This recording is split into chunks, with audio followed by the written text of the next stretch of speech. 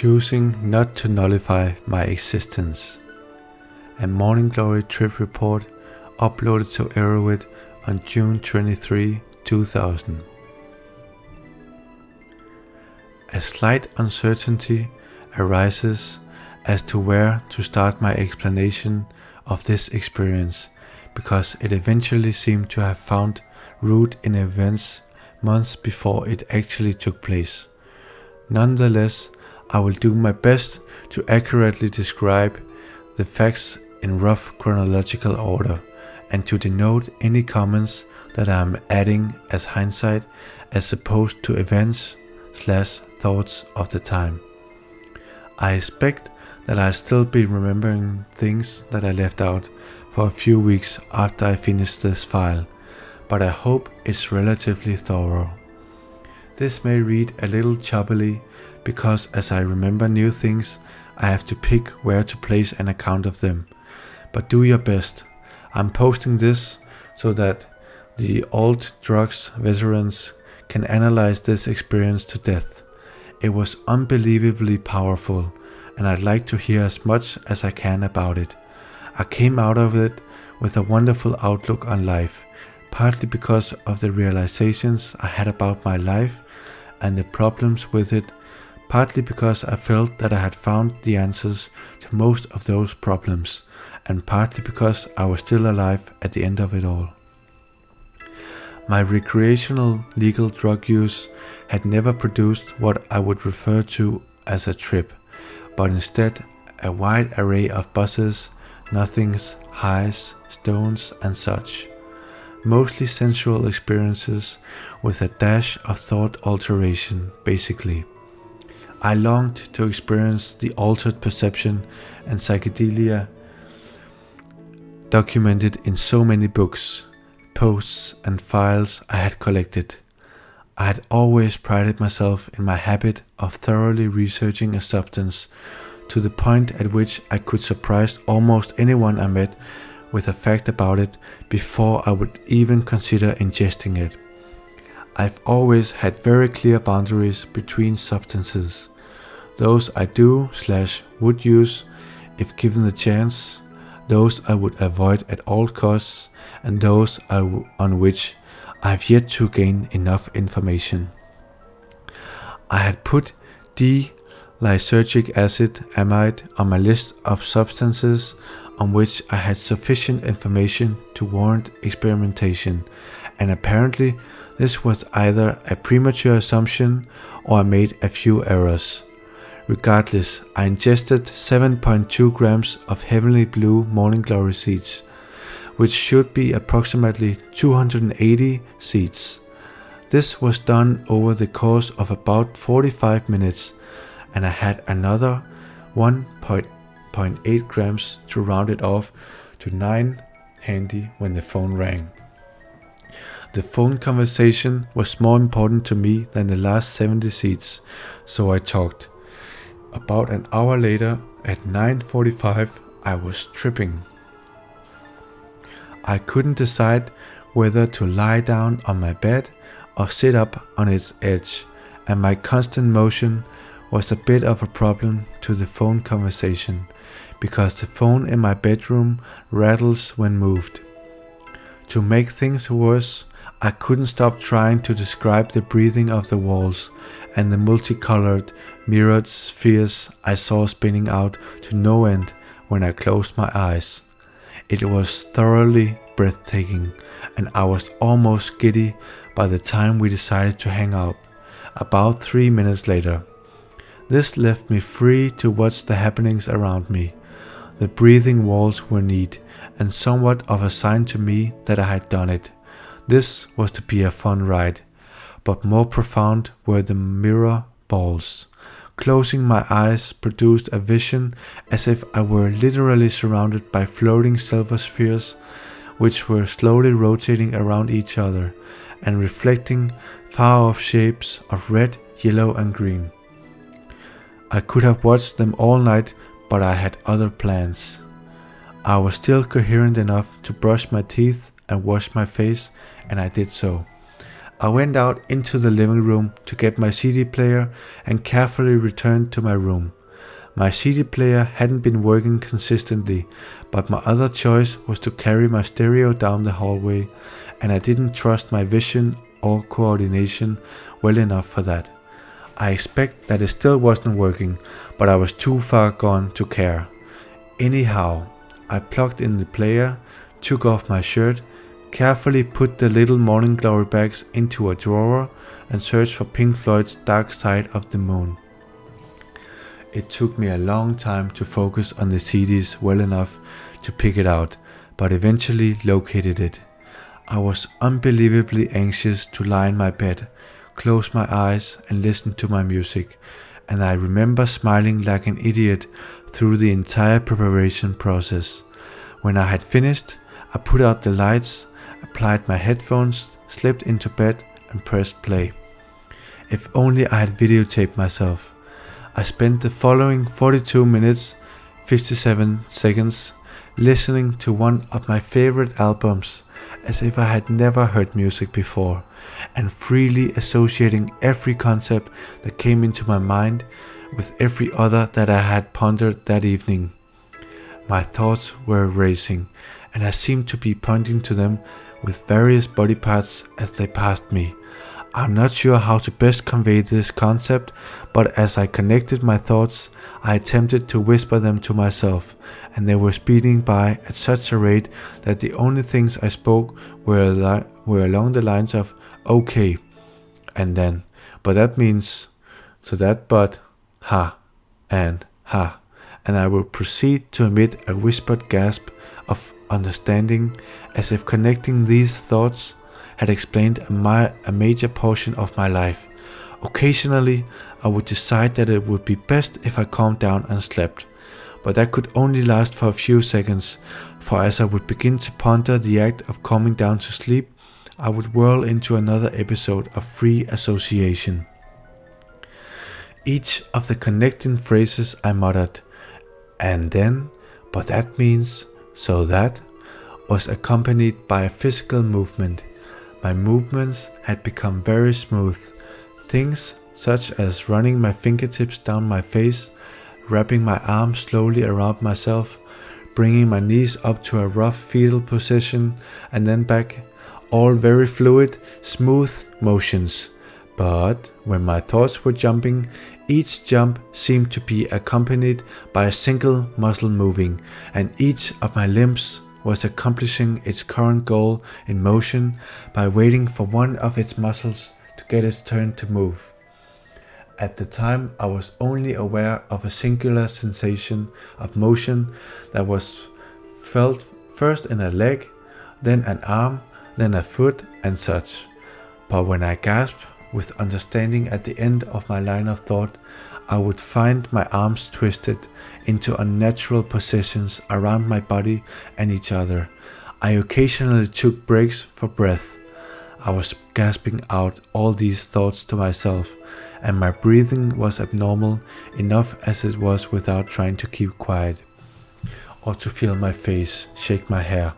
It felt different every time I did that, but it usually felt like only a comparatively few thin flowing strands, and it was electrifying to feel it rub against my back and play with other sensual abnormalities of the trip. I was not tired in the least, and this continued until the last track on the CD. Apparently, I picked a bad time to try to settle down and sleep, because at the moment I stopped thinking wildly, Eclipse began to play. I had already been making seemingly astounding discoveries about everything I knew, and anyone who knows the lyrics to Eclipse is aware of the connection therein. Basically, I was now told that everything I touch, see, taste, feel, love, hate, distrust, save, give, deal, buy, beg, borrow or steal, all I create, destroy, do, say, eat, everyone I meet, all that I slight, everyone I fight, all that is now, all that is gone, all that's to come, and everything under the sun is in tune. but the sun is eclipsed by the moon. Awaiting that ending, each line sobered me as I became very, not frightened, but aware of the depth of the experience. I guess, I'm not certain how to describe it, but I was laying there, astonished at something, and when the song ended, I very slowly and almost absent-mindedly removed my headphones. My mind was, in effect, blown. From this point, my chronological order is likely to be less than accurate. I honestly cannot recall what happened next, but I vaguely remember the same sort of racing thought I had just experienced, but more slowly. The topic seemed to be drawing to a close, and not towards an end I wanted to reach. I could do nothing to stop it, so I was forced to lie there and watch my mind connect thoughts that I was just as willing to forget. The visuals at this point were very vivid, but I regret that I cannot specifically explain any of them. They were basically graphical representations of the thoughts I was having. Finally, my thoughts had all been connected to form only a few basic concepts, which I proceeded to intertwine to form one. Suddenly everything was before me. I felt as if I was faced with a choice. I could see a swirling representation of everything that exists, interacting with everything else that exists to form an everything that was itself as well as its parts. I understood what this collection of things I saw in front of me represented. It was an omniscience that could stem from the realizations I was having that night. I had been lucky enough to be given the decision, apparently, but it was not an easy one. I could either leap forward into the all-knowing mass of everything before me, or make my way back to my home and to this reality. I felt as if understanding all there was to know would be a method of nullifying my existence, because there would be nothing towards which to climb, but also that returning to my reality was a death of some sort. I'm not certain what it was that I feared, but I felt certain that I was risking death by returning. Perhaps I was seeing the omniscience as a form of immortality. I do seem to remember a sense that it would be a connection with an all-powerful consciousness. I chose to return, although I do not recall actively making the decision. I'm tempted to think that the drug was simply wearing off. I do have a vague memory of visualizing all the thoughts I had intertwined, rapidly untangling, as I recursively regressed to the point at which I began. My mind had many different concepts to consider, and they were not all connected. It was quite a bit of work to return, but eventually I opened my eyes and saw my room. Well, it was sort of my room. Almost everything was out of place, with the exception of the clock. The clock insisted on misbehaving, and I often found that two checks on the clock that seemed to be in rapid succession produced readings of 1:30 and then 1:55, for instance. My first goal was to slow the clock down, or speed it up, whichever it happened to need, until it was correct, so I could form some sort of an anchor to something roughly tangible. Finally, when I was convinced that I was relatively back to reality, I was brave enough to roll over and look at the floor. There was my CD player next to my headset, and the cord strewn over the general vicinity. I reached for the cord and touched nothing but carpet. I looked again and realized that I hadn't reached for the cord, but for part of the sculpture of the carpet. Suddenly the floor was different. I was better oriented. I could see where the cord actually was. I pieced my room back together. This was, noting when my senses were and weren't correct, being extremely proud over having changed something physically and having it remain changed when I returned to it. The next step was my bed covers. The turning and twisting I was doing over the course of my thoughts had twisted up my sheets rather nicely, so I decided to untwist them. My sheets are covered with irregular stripes, and in my current state, these were very misleading. I untwisted completely 4 times before it was actually physically completely untwisted. When I felt the bottom sheet form a consistently flat covering over me, I was even better oriented. It was now, I decided, well past time to get up, use the bathroom and get a drink. I turned to my door. I reached out to grab its edge, but my hand seemed to roll around a fourth side before I could see where the actual 3 I was concerned with were. I pulled and was startled by a loud knocking sound. I looked around and noticed my hairbrush near the door's path. As a reality check, I closed the door, moved the brush and reopened the door. It did not knock. I was proud. I closed the door, stood up and replaced my clothing on my body. Feeling the sensations of fabric running along my skin replaced much of my anger and reality.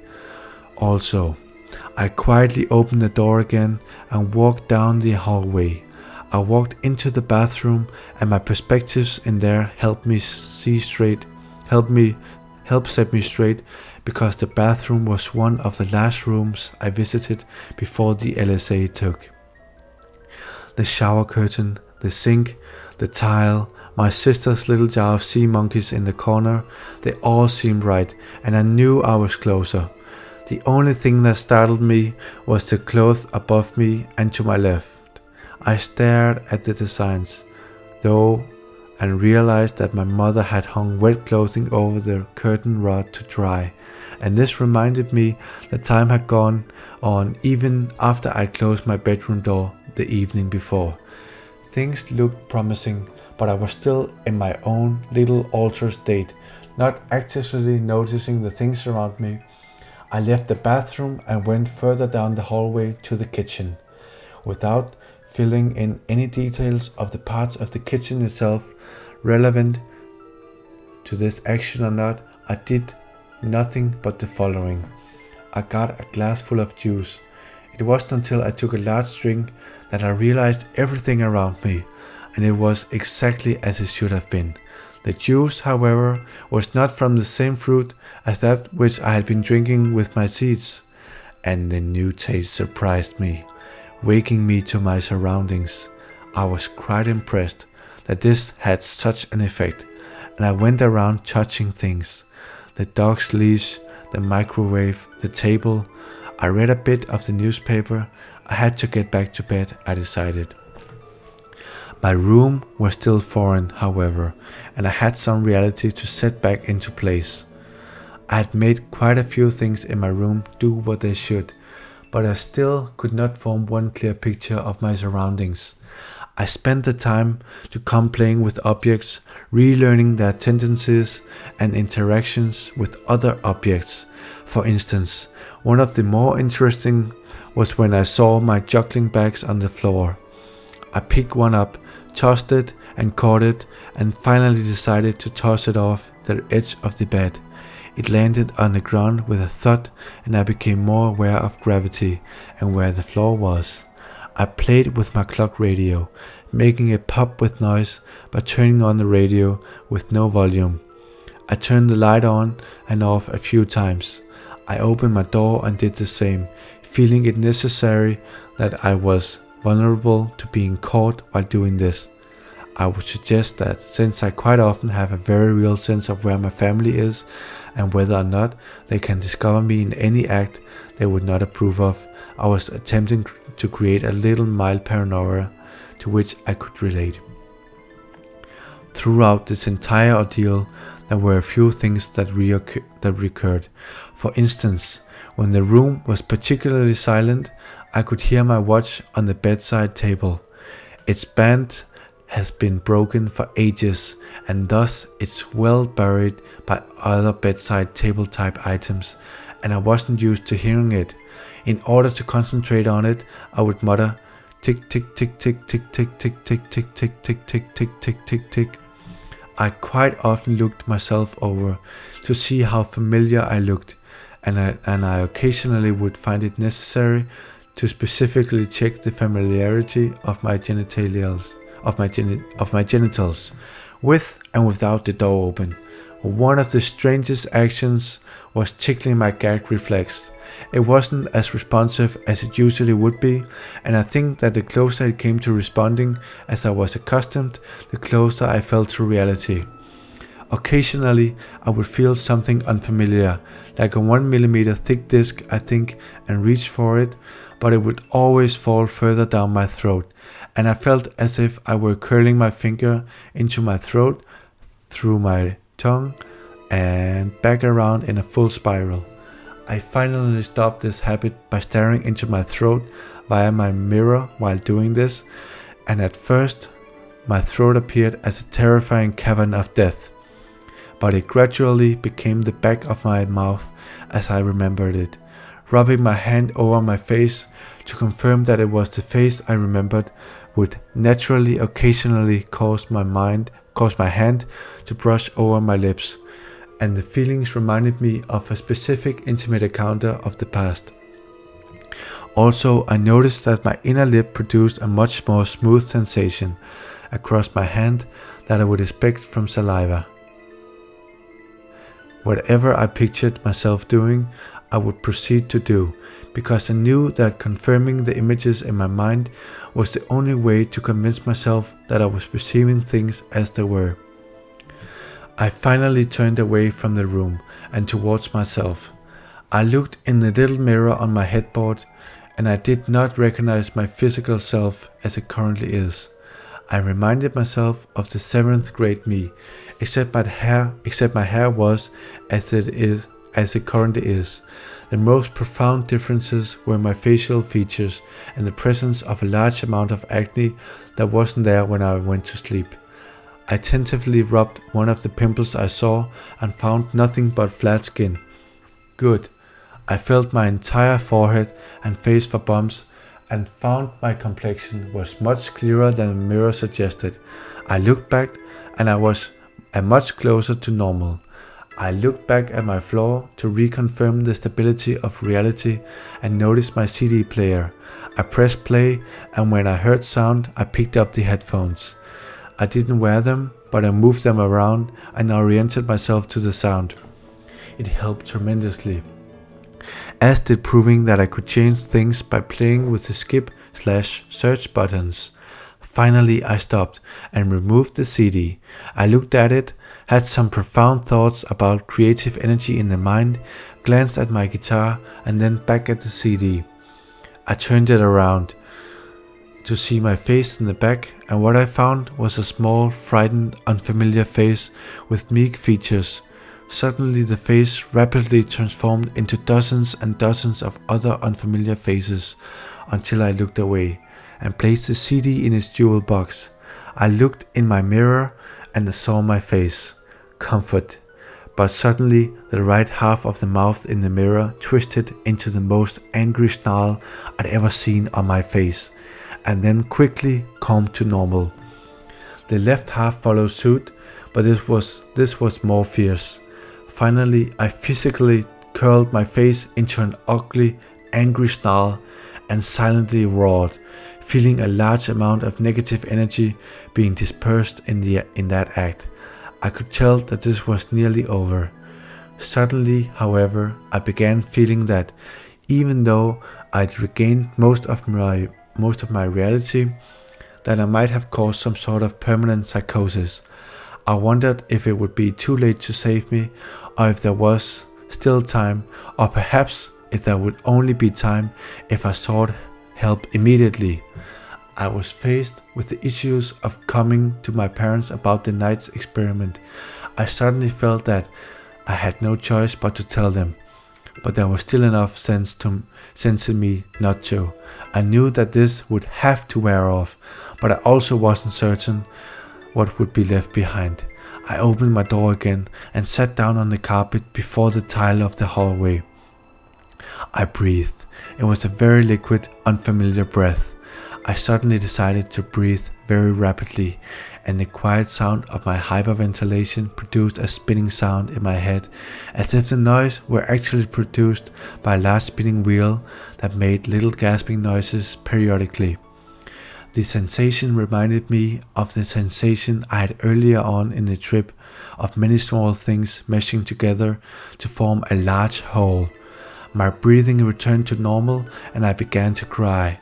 I hadn't cried in a long time. I'd needed to, I think. And it was a very heartfelt cry. I was careful not to bawl and wake people up, because sitting in my door put me within a meter of my parents' door. It was a gasping, teary cry. I rubbed my eyes, and the moistness reminded me specifically of the sensation I had earlier rubbing my head inside my lip. I had some philosophical realization about the connection between my intimate activities, drug activities, and the sorrow/pain I was crying for. After 5 minutes, I calmed down.